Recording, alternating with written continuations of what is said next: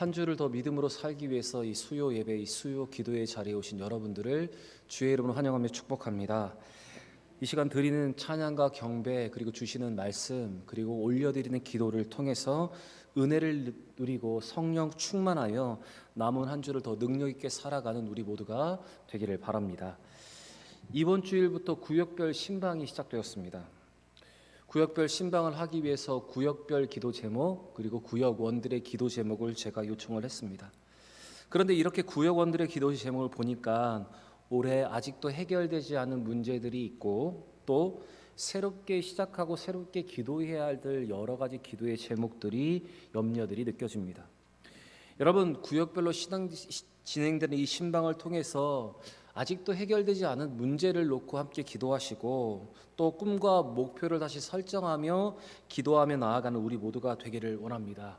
그리고 개인적인 기도 제목도 주시면 좋지만, 여러분 구역이 지향하는 목표, 또한 구역이 기도하는 기도 제목도 함께 쓰시면 제가 그 기도 제목을 읽고 또 저도 기도하고 또한 드릴 말씀을 준비하는 귀한 시간이 되었으면 좋겠습니다.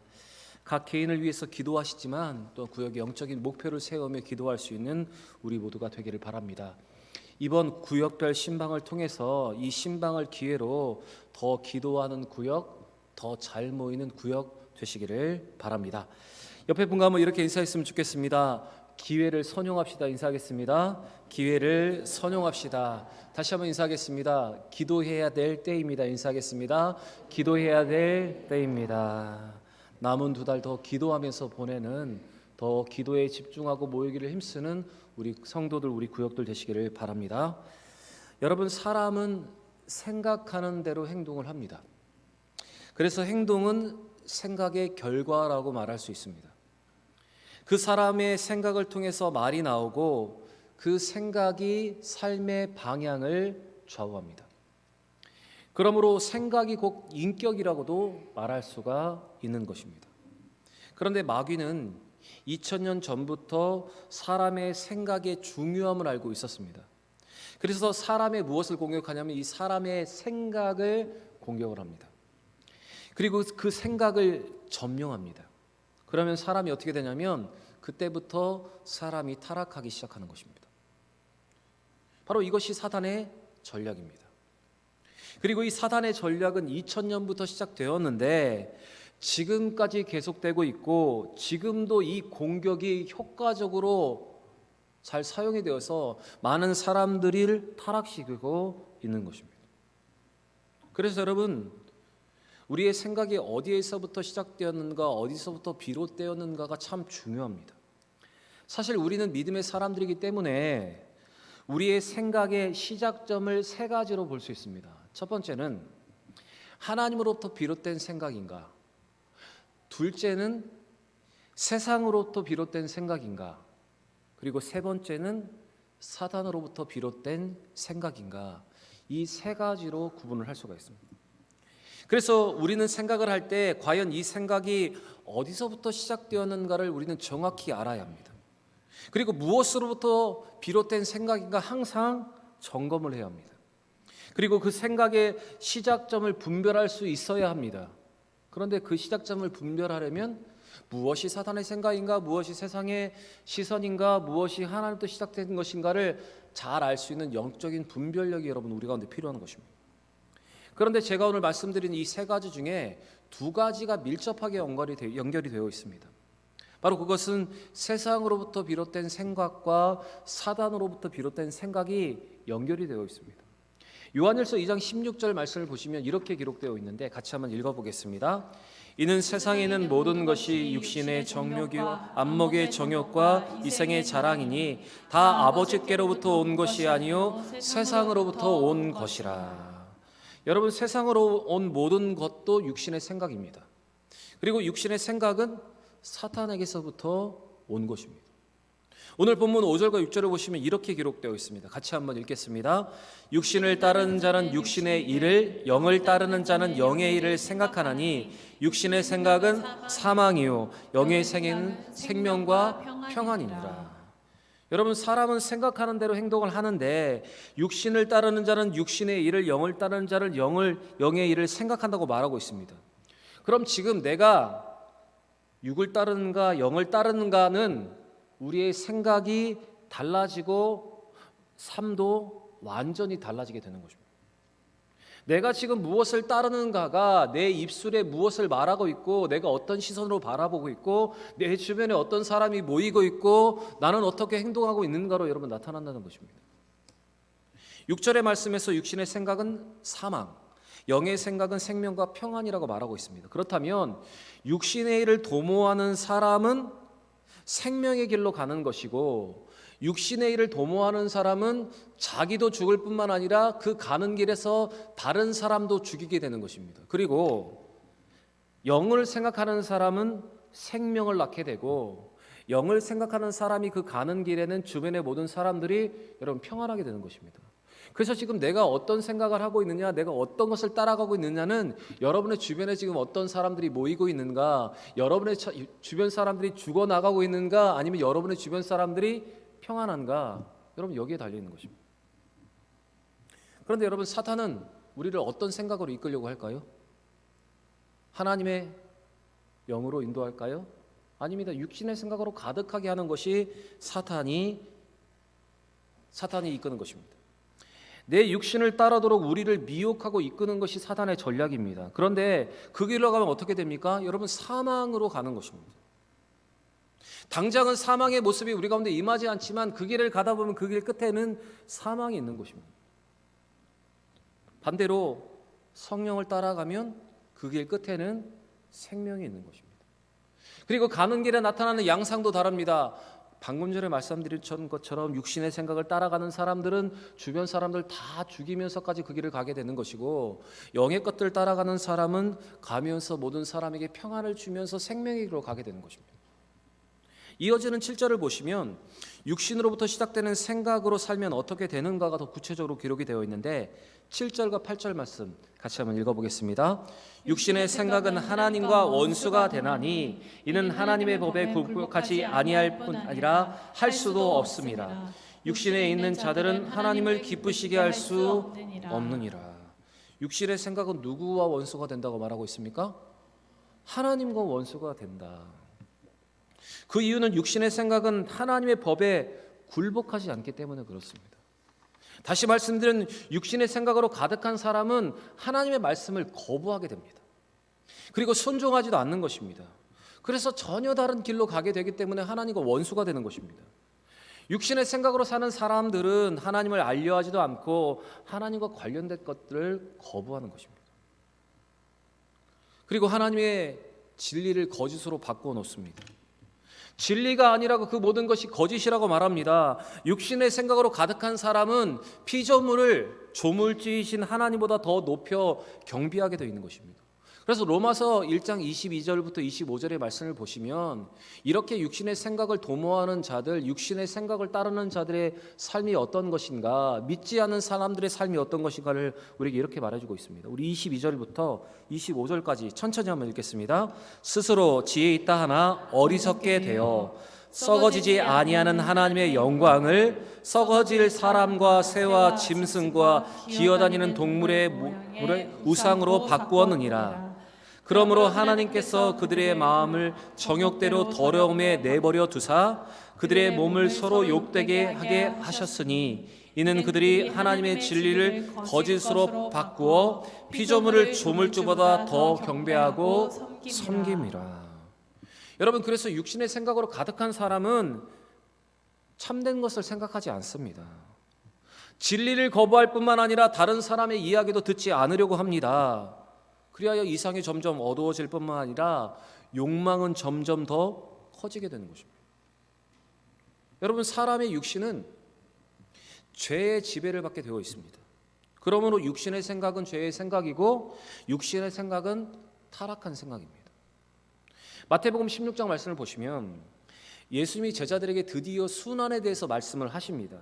그리고 순환의 길, 죽음의 길을 통해서 죄의 문제를 해결하고 부활하실 것이고 이것을 통해서 하나님의 영광과 하나님의 나라를 이루실 것이라고 비로소 말씀을 하십니다. 그때 수제자였던 베드로가 예수님께 항변합니다. 주여, 제발 그리하지 마옵소서. 이 일이 결코 주께도 미치지 아니하리이다. 이렇게 베드로가 항변을 합니다. 이 베드로에 대한 항변에 대한 예수님의 평가가 바로 이것인데, 오늘 마태복음 6장 22절부터 23절의 말씀을 우리 같이 한번 읽어보겠습니다. 베드로가 예수를 붙들고 항변하여 이르되 주여 그리하옵소서, 이 일이 결코 주께 미치지 아니하리이다. 예수께서 돌이키시며 베드로에게 이르시되 사단아 내 뒤로 물러가라. 나를 넘어지게 하는 자로다. 내가 하나님의 일을 생각하지 아니하고 도리어 사람의 일을 생각한다 하시고. 예수님께서 베드로에게 뭐라고 말씀하십니까? 사단아 물러가라, 이렇게 말씀하시면서 이렇게 말씀하십니다. 너는 나를 지금 넘어지게 하는 자다. 너는 하나님의 일을 생각하지 않고 도리어 사람의 일, 육신의 일을 생각하는 사람이다. 예수님 이렇게 평가를 하십니다. 여러분, 사실 이 베드로의 항변은 예수님을 좀 지키려고 하는 것입니다. 예수님을 지키려고 하는 것입니다.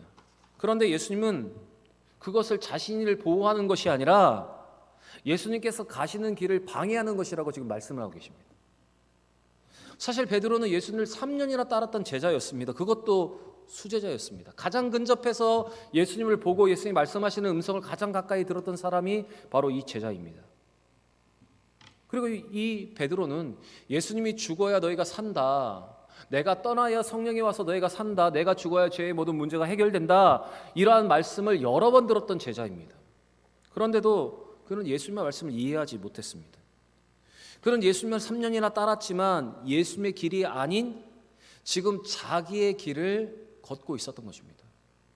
예수님의 길을 이해하지 못하고 여전히 자신이 생각하는 그 길로 예수님이 가셔야 한다고 생각하고 있었던 것입니다. 그래서 지금 예수님께서 베드로에게 이렇게 말씀하시는 것입니다. 너는 나를 넘어지게 하는 자 사탄, 그리고 하나님의 일을 생각하지 않고 도리어 사람의 일을 생각하는 사람, 육신의 것만 생각하는 사람이라고 예수님이 그렇게 평가하시는 것입니다. 여러분, 그래서 육신의 생각으로 가득한 사람은 사단에게 쉽게 넘어가게 됩니다. 육신의 생각으로 세상의 안목으로 살아가면 하나님께 쓰임받는 것이 아니라 사단에게 쓰임을 받게 되는 것입니다. 여러분, 교회 안에는 의인과 죄인도 있지만 또 다른 두 종류의 사람이 있습니다. 한 사람이 어떤 사람인가 하면 하나님께 쓰임받는 사람이 있고, 또 한 사람은 사단에게 쓰임받는 사람이 있습니다. 여러분, 나는 지금 하나님께 쓰임받는 사람입니까? 아니면 지금 사단에게 쓰임을 받고 있는 사람입니까? 내가 하는 모든 말과 열매는 사단의 도구가 되는 말입니까? 아니면 하나님의 거룩한 도구가 되는 말입니까? 여러분, 육신의 생각은 사망이다, 성경은 말하고 있습니다. 그리고 반대로 영의 생각은 생명이며 평안입니다. 우리가 어떤 것을 추구하는 것에 따라서 사람을 살리기도 하고, 어떤 것을 말하고 추구하는 것에 따라서 사람을 죽이기도 하는 것입니다. 오늘 본문 12절과 13절에 이렇게 말하고 있습니다. 같이 한번 읽어보겠습니다.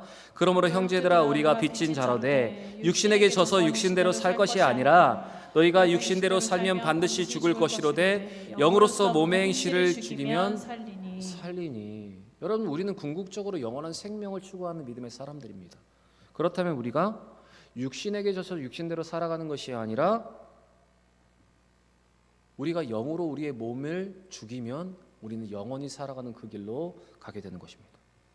사랑하는 여러분, 사단이 이끄는 육신의 생각으로 살아가는 것이 아니라 성령이 인도하시는 영의 생각으로 살아가 사망이 아니라 생명과 평안의 길을 도모하는 우리 모든 대학의 성도들 되시기를 바랍니다.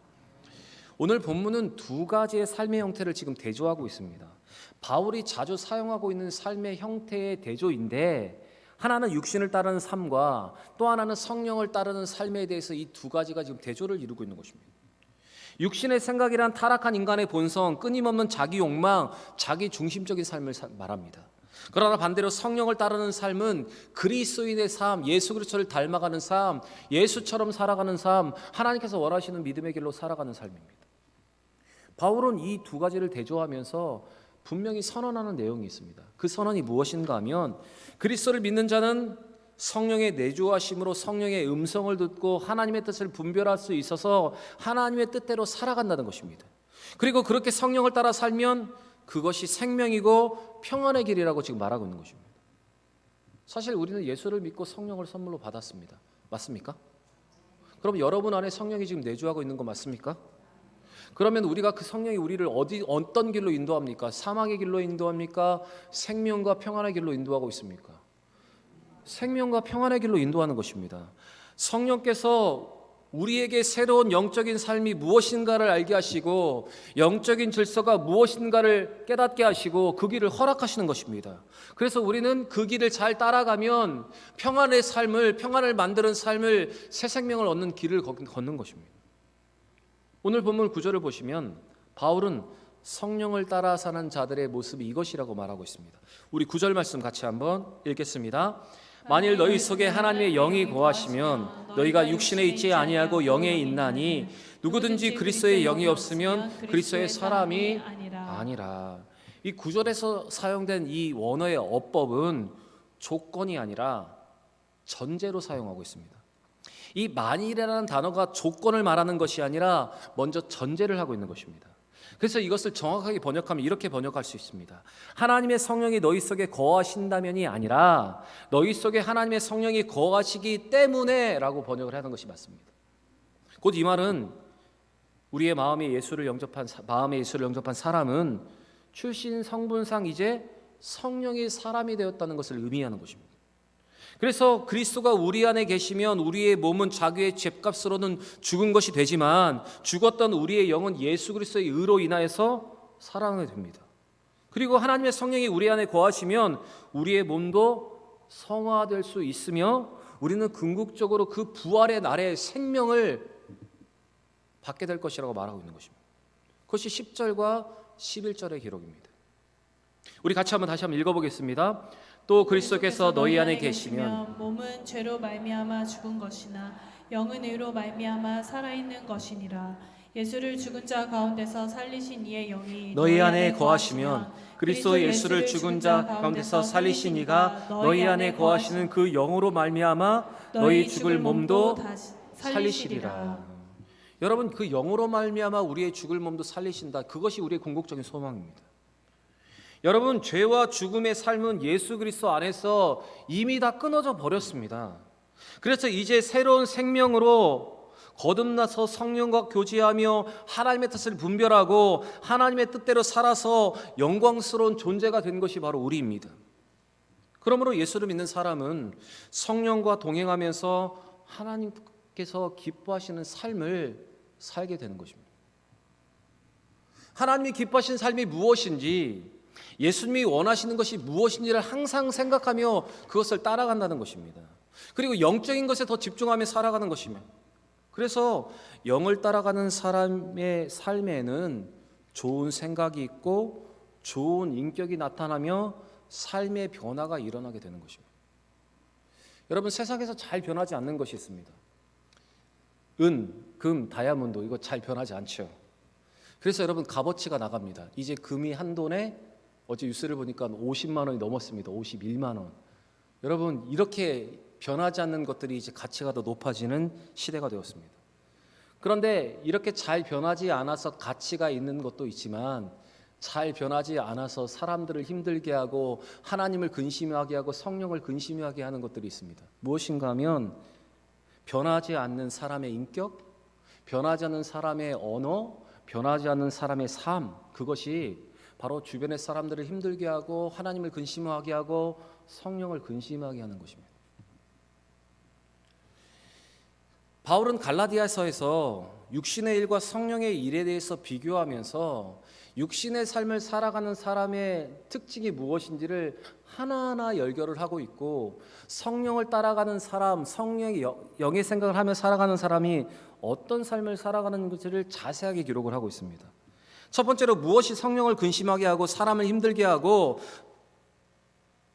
것인가를 보실 때, 자, 갈라디아서 5장 19절과 21절까지 같이 읽겠습니다.